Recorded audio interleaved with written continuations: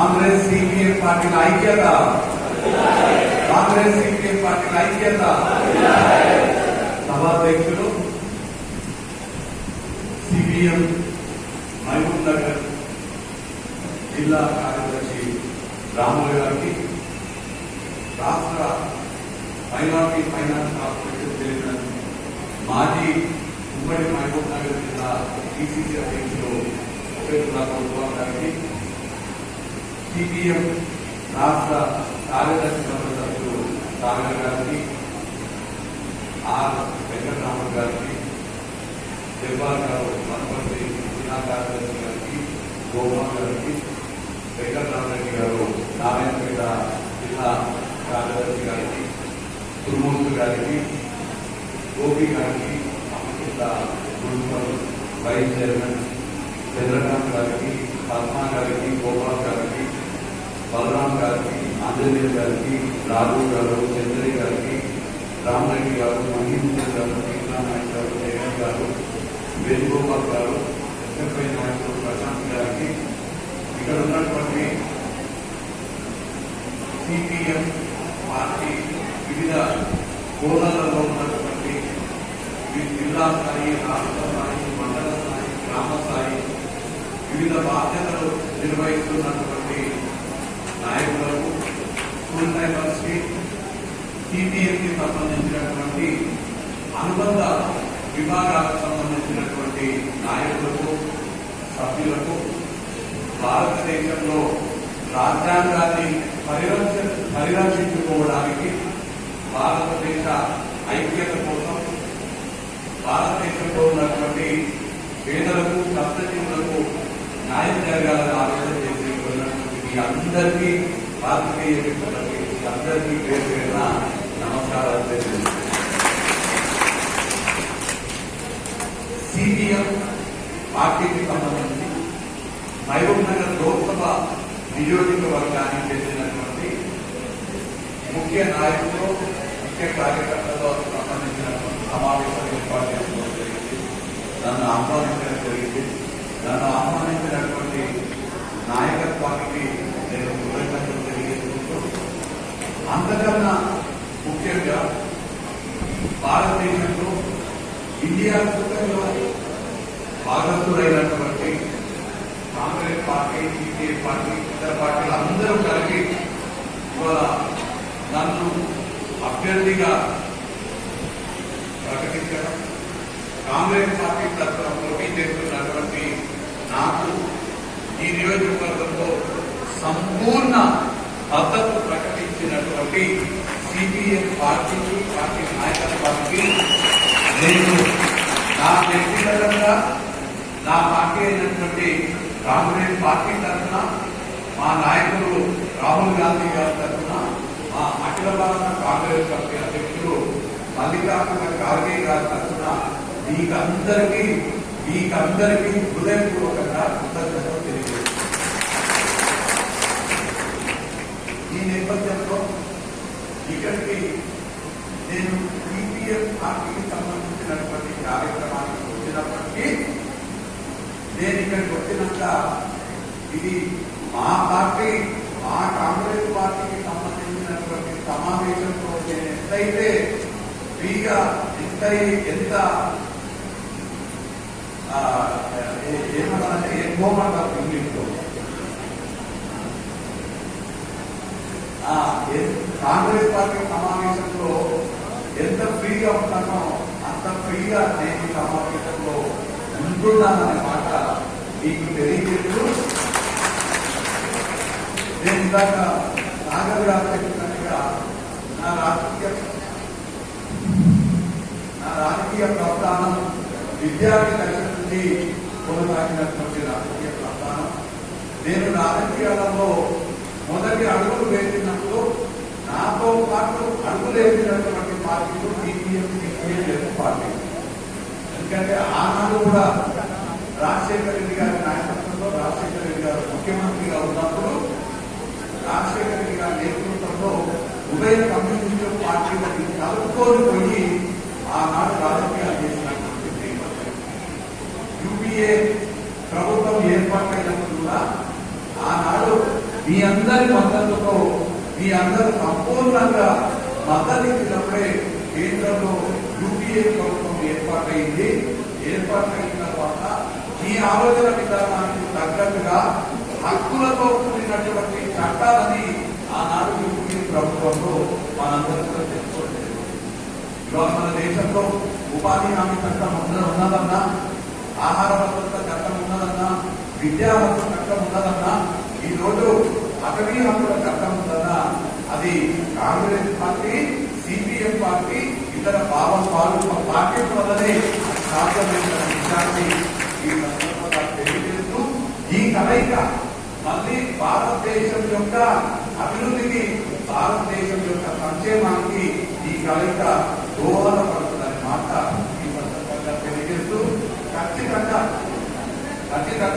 నాకు తెలిసి నేను రాకన్నా ముందు మాట్లాడినటువంటి వార్తలు అనేక విషయాలు మీతో పంచుకుంటారు. నేను వచ్చిన తర్వాత సాగర్ గారు మాట్లాడినటువంటి మాటలు వినడం జరిగింది. సాగర్ గారు చెప్పినట్టుగా ఖచ్చితంగా సిపిఎం సంపూర్ణ మద్దతుతో కేంద్రంలో ఇండియా కూటమి అధికారంలోకి రాబోతుంది. మనమందరం ఇండియా కూటమిలో ఉన్న వాళ్ళందరూ ప్రజాస్వామ్యబద్ధంగా ఎన్నుకున్నటువంటి వ్యక్తి మన ప్రధానమంత్రి కాబోతున్న విషయాన్ని ఈ సందర్భంగా నేను మీకు తెలియజేస్తున్నాను. ఇవాళ ఈ హాల్లో ఈ యొక్క సమావేశ ప్రదేశంలో బహుశా నేను అనుకుంటా 600-700 మంది ఉన్నారు. కానీ నా ఉద్దేశంలో ఇక్కడ దాదాపు 70,000 మందితో సమానమైన ఎందుకంటే కమ్యూనిస్ట్ పార్టీలో పనిచేసేటువంటి కార్యకర్తలు మామూలు కార్యకర్తలు కాదు. ఇండియా పాకిస్తాన్ సరిహద్దుల్లో పాకిస్తాన్కి వ్యతిరేకంగా నా ప్రాణాలైనా పోయినా పర్వాలేదు, కానీ నా భుజస్కంధాలపై ఉన్నటువంటి 3 రంగుల మన జాతీయ జెండాన్ని మాత్రం నేను కింద పడేసినట్లయితే ప్రాణాలను తెగించి మన సైనికులు సరిహద్దుల్లో పనిచేస్తారో ఆ విధంగా పనిచేసేటువంటి కార్యకర్తలు ఏ పార్టీలో ఉన్నారంటే కమ్యూనిస్ట్ పార్టీ. నేను తప్పులో కూడా మన నాయకులతో మాట్లాడినప్పుడు చాలా స్పష్టంగా చెప్పడం జరిగింది. నేను కాంగ్రెస్ పార్టీ అభ్యర్థిగా ఉన్నా మీ యొక్క సహకారం నాకు 1000 ఏనుగుల బలాన్ని నాకు అందించాలనే మాట. ఎట్లాంటి కార్యకర్తలు కమ్యూనిస్ట్ పార్టీ కార్యకర్తలు అంటే దేనికి కూడా లొంగనటువంటి కార్యకర్తలు కమ్యూనిస్ట్ పార్టీ కార్యకర్తలు. భారతీయ జనతా పార్టీ వాళ్ళు కానీ వాళ్ళ టీఆర్ఎస్ పార్టీ వాళ్ళు కానీ ఊళ్ళకి అబద్ధాలు చెప్పి కూడకపోతానని చెప్పి ఒకరి దగ్గర పోయేలో నీకులో నాకు ఒకరు కావాలి, ఒకరి కాబట్టి నువ్వు నాకు సహకరించాలని, ఒకరి దగ్గర పోయి పైసలు ఇస్తాను మీరు మాకు సహకరించాలని చెప్తున్నారు, ఒకరి దగ్గర పోయి మీకు కాంట్రాక్ట్ ఇస్తామని చెప్తున్నారు, ఒకరి దగ్గర పోయి మీకు నాకు బంధుత్వం ఉంది కదా మీరు నాకు మద్దతు ఇవ్వాలని చెప్తున్నారు, ఒకరి దగ్గర పోయి మీకు కాంట్రాక్ట్ అందిస్తాము, మీకు పదవులు ఇస్తాము, మీరు మాకు మద్దతు ఇవ్వాలని చెప్పే పరిస్థితి మనం చూస్తున్నాం.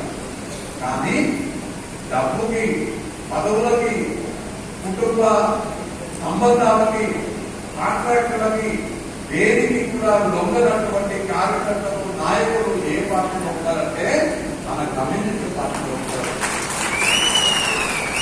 నిజంగా కమ్యూనిస్ట్ పార్టీలో మాకు సహకరించడం, సిపిఎం పార్టీ సంపూర్ణ మద్దతు ప్రకటించి మీ గెలిపే లక్ష్యంగా మేము పనిచేస్తామని చెప్పడం నిజంగా నాకు అదృష్టంగా నేను భావిస్తున్నాను.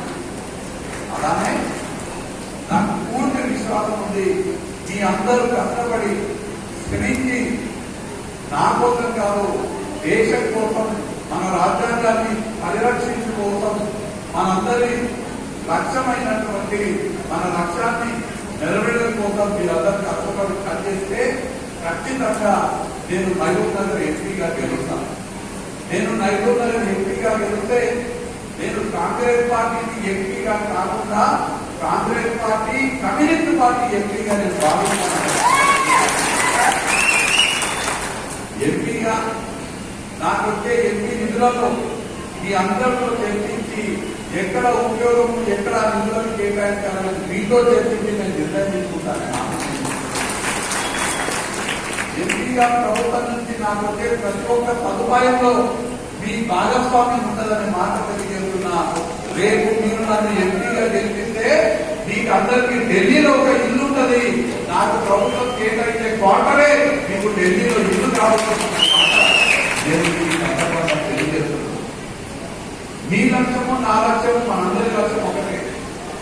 మీ దారి కొంచెం వేరే కావచ్చు, మా దారి కొంచెం వేరే కావచ్చు, కానీ మన లక్ష్యం ఒక్కటే. ఇప్పుడు మన దారులను కూడా కలుపుదాము. 13వ తారీఖు వరకు మన దారులను కూడా కలిపి ఎర్ర జెండా, 3 రంగుల జెండా రెండు కలిపి కాషాయ జెండాని, ఆ పింక్ జెండాని రెండింటిని కూడా కథం చేద్దామని చెప్పాను. ఈ సందర్భంలో ఒక మాట కూడా మీకు మనస్ఫూర్తి తెలియదు. అంతర్గత పార్టీ వ్యవహారాలు రాహుల్ గాంధీ గారి పైన ఉన్నటువంటి ఇంటర్నల్ డిస్కషన్ ఏకైక విమర్శ ఏంటంటే మా కాంగ్రెస్ పార్టీ నాయకులు చేసేది